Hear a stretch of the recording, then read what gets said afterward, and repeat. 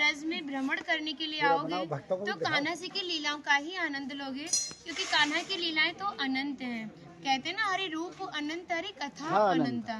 लेकिन जब भी आप भांडीर वन में प्रवेश करोगे, कभी शास्त्रों का अध्ययन करोगे या किसी के मुखार विंद से श्रवण करोगे तो ज्ञात होगा कि भांडीर वन में एकमात्र लीला नहीं है, यहाँ पे हमारी 14 लीलाओं का उल्लेख है। प्रथम लीला श्री जी के विवाह की मानी जाती है, लेकिन सबसे बड़ा ग्रंथ श्रीमद् भागवत जी को माना जाता है। आपने उसका अध्ययन श्रवण किया हो तो राधा रानी का नाम उसमें आता है, नहीं आता?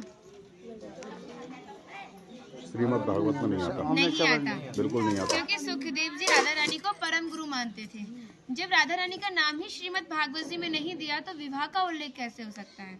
लेकिन श्रीमद् भागवत जी को छोड़ के 12 ग्रंथ ऐसे हैं जो हमारी लाडली जी के विवाह का उल्लेख करते हैं। लेकिन जिस भांडीर वट के नीचे आप खड़े हो, इसका श्रीमद् भागवत जी के 10वें स्कंद के 18वें अध्याय में 22वां श्लोक कि बृहंतो बाहि मानस्य 4 यंत्रस्य गोदनम भांडीरकम नाम बटम जम्बू कृष्णम प्रोग्राम, यानी वृक्ष द्वापर युग में बहुत विशाल था, 4 योजनों में फैला हुआ था। इसकी जो सीमा थी वो 15 किलोमीटर में थी, तो इसको पंचकोशीय वृक्ष के नाम से भी जानते थे। कान्हा जी इन्हीं की शाखाओं पर चढ़ के यमुना मैया को आर पार किया करते थे। मान्यता है कान्हा जी की जो 9 लाख गाय थी, दोपहर के समय इसी वृक्ष के नीचे बैठ के विश्राम करती थी। तो माताएं जो भी माखन, मिर्ची, रोटी इत्यादि प्रसादम में रख देती थी, सभी ग्वाल वाल एकत्रित होकर दोपहर का भोजन करते थे। और भांडीर वन में सबसे बड़ा विशेष फल इसी प्रसादी का बताया गया है, क्योंकि आप कभी किसी विवाह में जाते हैं तो बिना अन्न प्रसादी के नहीं आते। आप तो लाडली जी के विवाह स्थली आए हो। यहाँ पर जो दुर्वासा मुनि थे, जो दूब घास होती है उसी का रसपान करते थे। ब्रज की गोपियों ने इसी वट वृक्ष के नीचे उनको 56 प्रकार के व्यंजन खिलाए थे। यहाँ पर राधा कृष्ण में मल्ल युद्ध हुआ था, उसमें ये तय था कि जो भी हारेगा उसको भंडारा करना होगा। तो जब हमारे कान्हा जी हार गए थे तो ग्वाल वालों के साथ मिलके यहाँ पे भंडारा किया, उसी के नाम पर इसका नाम भांडीर वन पड़ा। यहाँ पर ब्राह्मण पत्नियों ने भी कान्हा जी को भोजन प्रसादी खिलाई है, और ठाकुर जी ने ब्रजवासियों से ये टुकड़े मांग के पाए थे, तभी नाम दिया था इसका मधुकरी। मांग के पाना मतलब मधुकरी। तभी शास्त्रों में ब्रजवासियों को अपना हृदय बताया और कहा कि जब तक ब्रजवासी की कृपा नहीं होगी, ठाकुर जी की कृपा बहुत दूर की बात है। यानी सर्वप्रथम ब्रजवासी की कृपा होना बहुत जरूरी है, जब ही हमारे ठाकुर जी हमारे ऊपर कृपा करते हैं। हमारी राधा रानी ने स्कंद पुराण में इस स्थान के बारे में ये कहा था कि जो भी गुप्त वृंदावन आएगा वो मोक्ष को प्राप्त होगा। यानी भांडीर वन को ही उन्होंने गुप्त वृंदावन कह के संबोधित किया।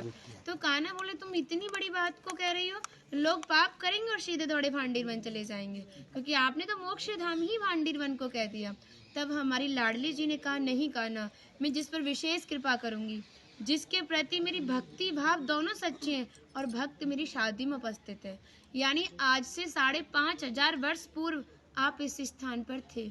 मनुष्य तो कोई था नहीं, तो अपने आप को कीड़े मकोड़े, घास फूस, पतझड़ इत्यादि अपने आप को मान सकते हो। जो भक्त उनकी शादी में उपस्थित था, वो भक्त कई बार वृंदावन आएगा, जब जाके गुप्त वृंदावन आएगा, और डायरेक्टली नहीं, किसी ना किसी के माध्यम से। इस स्थान तक पहुंचने के लिए माध्यम का होना बहुत जरूरी है, और सारा श्रेय भी माध्यम को जाता है, क्योंकि माध्यम ही हमें ऐसे दिव्य स्थान पर पहुंचाता है। और जो भी भक्त भांडीर वन में प्रवेश करेगा, प्रवेश करने से जो कान्हा ने 14 लीलाएं भांडीर वन के अंदर की हैं, उनके दर्शन मात्र का फल प्राप्त होगा। और जो भी यहाँ की एक किनका प्रसादी पाएगा और एक रात्रि निवास करेगा, वो इस ब्रज गौलोक धाम से वैकुंठ गौलोक धाम को जाएगा, क्योंकि जो हमारे ठाकुर जी ने गौलोक धाम को इस 84 कोस में ही बांटा है। आप यहाँ पे जो भी दर्शन करोगे वो प्रकृति की देन के हिसाब से और मानव निर्मित दर्शन है, लेकिन आप गौलोक धाम में जो भी दर्शन करोगे वो ठाकुर जी के हिसाब से हैं।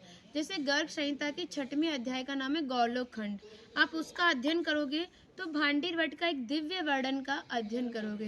कहते हैं गौलोक धाम में ब्रिजा नदी के किनारे भांडीर वट है, यानी यमुना मैया का नाम ही गौलोक धाम में ब्रिजा है। तो यहाँ पर भी आप एक भांडीर वट के दर्शन कर रहे हो। कहते हैं लोकनाथ प्रभु जी ने कहा है कि अगर भक्त इस भांडीर वट का दर्शन कर ले, दर्शन मात्र से, स्पर्श की तो बात बहुत दूर की बात है, दर्शन मात्र से ही उसे दोबारा गर्भ में जाना नहीं पड़ता। यानी भक्त 84 लाख योनियों से मुक्त होके मोक्ष को प्राप्त करता है। बोलो राधे राधे। राधे। इनका माता जी का नाम है इंदुलेखा, जो भगवान की राधा रानी की 8 सखियां थी उनमें से एक है ना। और मन नहीं कर रहा कितनी तारीफ करे, वो है नहीं इसलिए बोल नहीं रहे, कृपा कारण स्टार्ट कर दिया। हम सब केवल बाजरे की रोटी खिला रही हो तुम, सच में राधा रानी हो। और ऐसा आशीर्वाद दो हम सबको, सच में ऐसा आशीर्वाद दो कि हमारी मैया भी, हमारी सब माताएं भी थोड़ा थोड़ा जिनसे ये मिलें। देखिए भक्ति का स्तर है, एक इतना बड़ा एक इतना है, तो इनको जो इनसे छोटी भक्ति में ये भी उनको कुछ ऐसी बातें बता के भगवान की ओर आकर्षित करें। सबको ऐसा आशीर्वाद दो। आप ब्रजवासी हो इसलिए सक्षम हो, दे सकती हो। भक्ति बढ़े और ब्रज में वास जय हो।